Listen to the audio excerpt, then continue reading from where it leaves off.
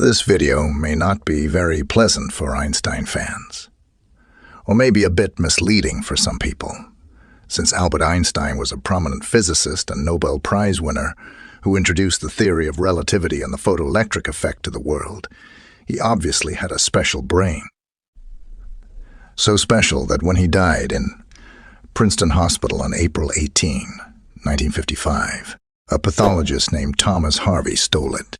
Please subscribe to our channel and like the video before watching the video.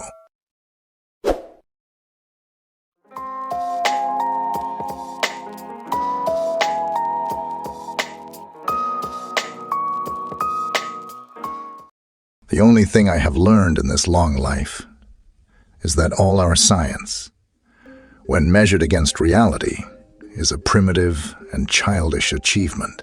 Yet, it is the most valuable thing we have. Albert Einstein. Albert was by no means a child prodigy and even took a long time to learn to speak, so that his parents were afraid that their child might be defective and abnormal. Even from his youth, Einstein had special skills in mathematics and special skills in physics, and was several years ahead of his peers. At the age of 12, he started studying Euclidean algebra and geometry on his own in one summer. Moreover, at the age of 12, he was able to independently find a unique proof of the Pythagorean theorem. Their family teacher, Max Talmud, says that after I gave 12-year-old Albert a geometry book, he read the entire book in no time.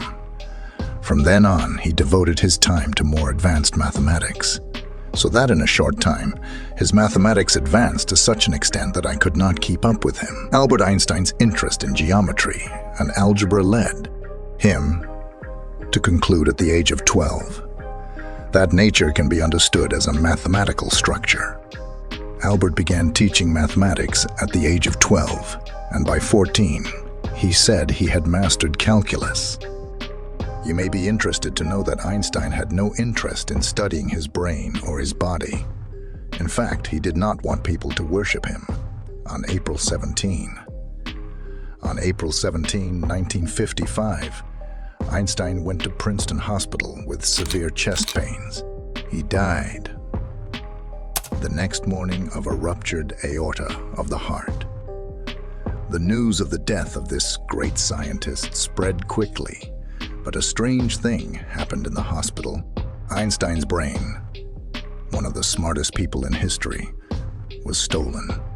Dr. Thomas Stoltz Harvey, the hospital pathologist responsible for Einstein's treatment, began the autopsy at 8 a.m. on April 18, 7 hours after Einstein's death. After determining the cause of death, Harvey removed Einstein's brain from his body to measure its weight and volume. Of course, he claims that he had the necessary permits for this work, but until today, no sign of this permit has been obtained. After doing all the calculations, Harvey placed the brain in formaldehyde and gave Einstein's eyes to his ophthalmologist, Henry Adams. Harvey then turned over the rest of Einstein's body to legal authorities for cremation. In the meantime, they say that this displacement of the brain and eyes is against Einstein's last wish, and he wanted to be cremated with his whole body and to bury the secrets of his brain.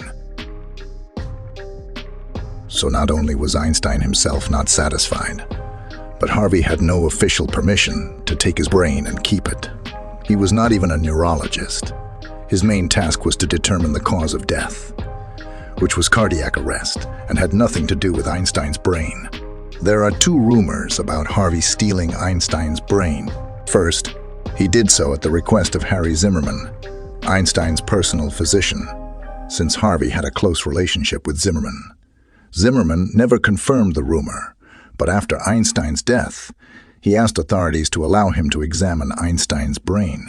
The second rumor is that Harvey, influenced by the studies he conducted on Lenin's brain in 1926, could not control himself and tried to study it further by stealing Einstein's brain.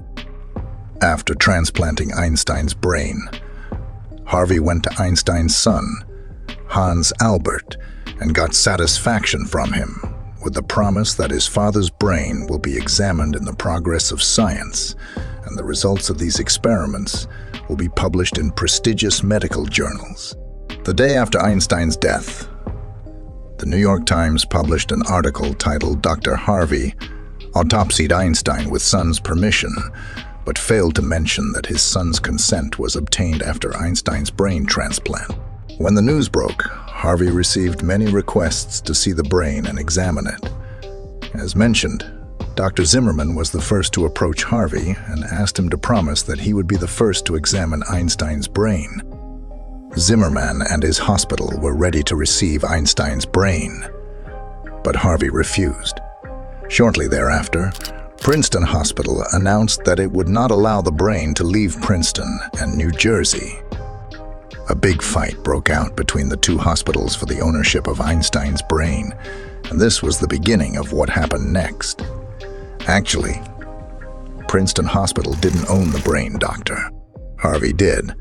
Harvey kept Einstein's brain in a glass container in his house. After failing to deliver the brain to Princeton Hospital and exposing Harvey's relationship with Zimmerman, Princeton fired Harvey. Harvey went to the University of Pennsylvania and, with the help of experts, divided the brain into thousands of pieces and 240 blocks. He eventually gave some of these brain fragments to Zimmerman, but everyone who asked him for a brain fragment did not hesitate, insisting that he was a year away and needed Einstein's entire brain to complete his experiments. Harvey's life together with his wife ended due to her extreme stress, and Harvey went to the American West after separating from his wife. Before the separation, Harvey's wife had threatened to throw away his brain, but Harvey did not allow this and separated from his wife and went to Kansas.